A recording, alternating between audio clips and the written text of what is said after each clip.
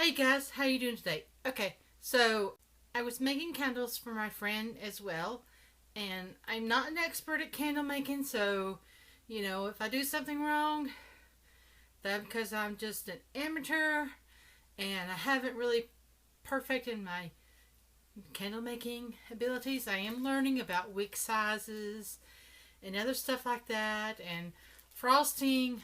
I'm not sure if frosting is what is considered where you have thousands of little bubbles that come up and cause the top of the surface to look horrible.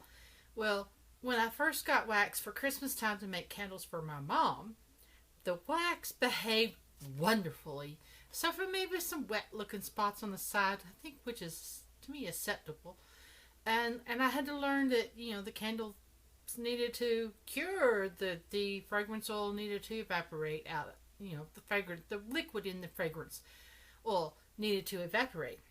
So I learned that, and then I got some candle wax from somewhere else, and I got the wrong kind, I guess, and it likes to frost a little bit, and I tried microwaving it. That really was not good. It took me a long time to get the bubbles out of the one that I had microwaved. So I learned that to do a double boiler kind of thing, because I don't have the candle making equipment yet, because I'm an amateur.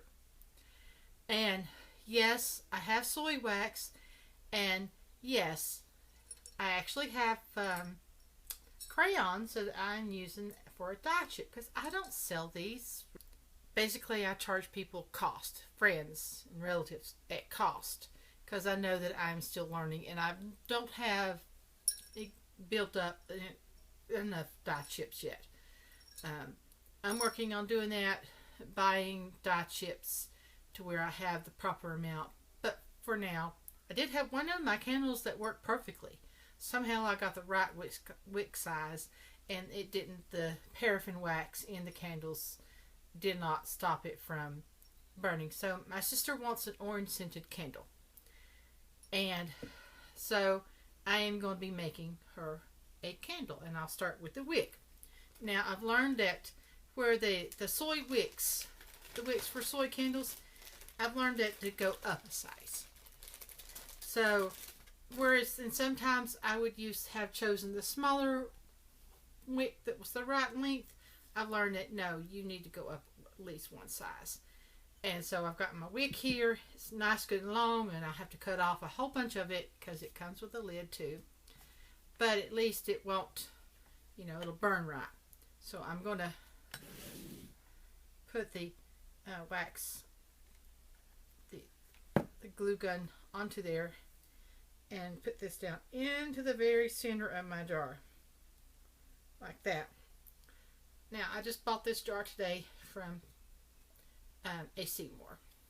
They were on sale, 10 for $1. Normally they're like $1.59. So, but it was like a jelly jar with a lid that didn't come. The lid's one solid thing. So it was nice, and I did some candles in that for somebody else the other day. So now that's my thing ready. Okay, so I need about 8 ounces of this candle wax. And I'm going to be taking it to the kitchen to melt the wax in on top of a double boiler type thing.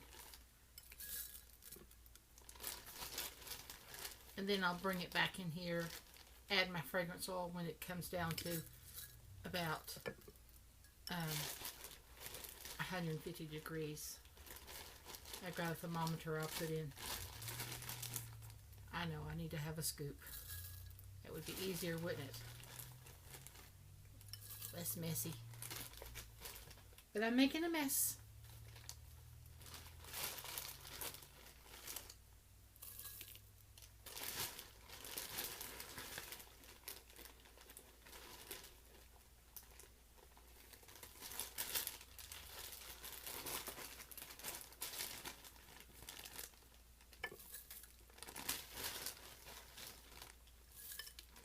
We're at 5.6. 2 more ounces to go. Hope I'm not dropping it in my fragrance.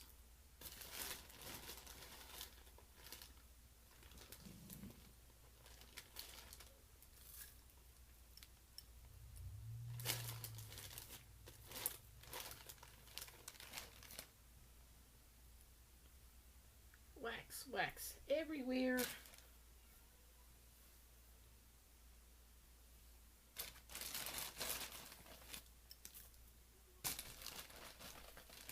Down to the wire, down to the, almost get there at 8 ounces.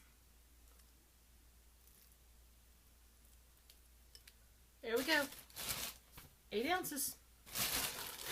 So this is here what I use for a double boiler. You know, I got the water and the glass in there, and I've got it heating up and warming, and when it starts doing more of a boil, I'm going to turn it down onto low and let this stuff melt very slowly. It is slowly starting to melt from the bottom, and I'm getting ready to lower the temperature. Here, just going to turn it down to low. Let's see. One-handed is interesting. I'm going to turn the camera off and put the phone down so I can stir it really good, since I can hold on to it with one hand. But they are still melting. But the color is going to be a vibrant orange. Good thing it's an orange blossom scent. It's getting a little bit better. A little bit more melted. I add my fragrance oil just a little bit because I think it's getting close to being down to 150. It's not quite there yet. It's like 150, 60. Maybe closer to 160 than to 150. So I'm just going to stir with my upside down spoon. All the waxes melt together. It's almost there. Okay, just about there. So I can remove this thing. Get this cleaned off. And add my fragrance oil. Yummy orange. Every drop. Come on, every drop. Yes, I try to get every drop. I think I'm OCD. And stir it in real good.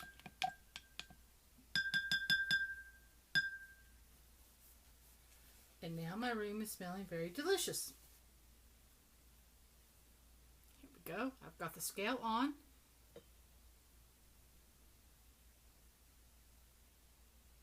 And I'm going to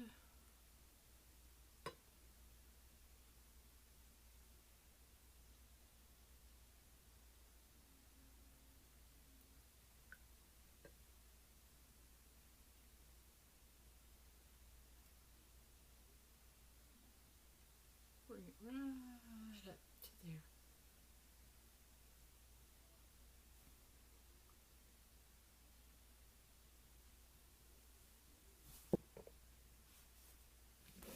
Now, move my scale. Now, here is my trick for handling wicks. Put it through the clothespin. So here we are, we got it partially set up, and this is some of the trouble that I do have. I don't see any air bubbles this time, but I don't think this wax particularly that I'm using here, which is actually from Brambleberry, and I can't remember which one it is, but so it might be my fault, I got the wrong kind. It does not do good at just a one throw. Now, choice I could try to do is try to remelt enough of that to fill that up. I'm going to see if that will work. I'm going to melt it with the heat gun and just see if I can fill this up, or maybe even melt it right here. So this is how I cleaned the wax out of here when I poured it the last time. Is I melt it down, I pour it as much off as I can, and then I wiped it out and washed it.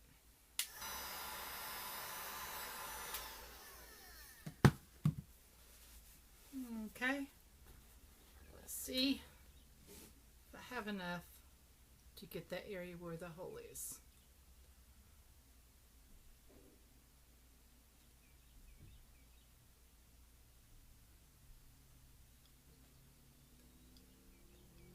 I guess in candle making world, this is called a second pour.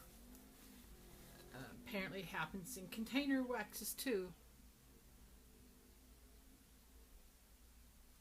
Bring you back when it's purty. Now, once again, we have a little bit of dent. So, am I going to pour more in, or am I going to fix it from above? I'm thinking about fixing it from above.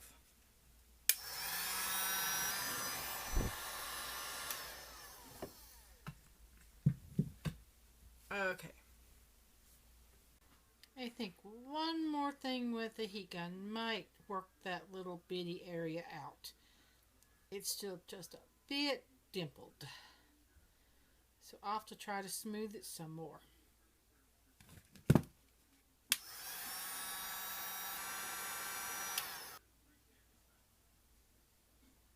I think I got most of the bubbles, and there's a bubble right in the very tip. I don't know if you can see that.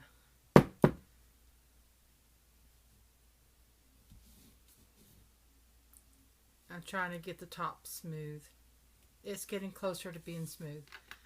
I'm just going to go ahead and cut this short.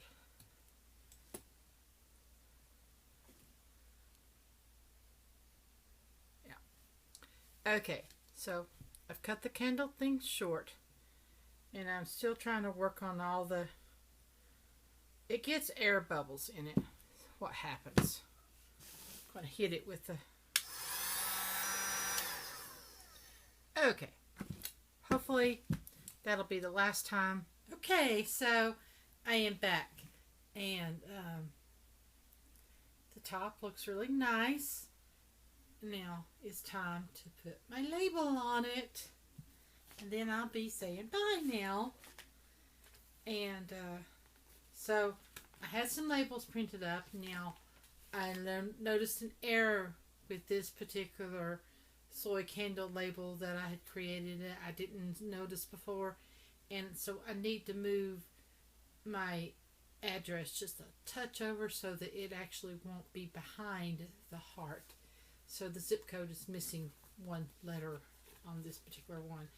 But since this is to friends and family who know what the zip code is, I figure that's not as good as, relevant right now. But if I ever do get good to where I can sell them at fairs, now I probably won't be trying to sell any of my soaps at a fair or festival until maybe 2017.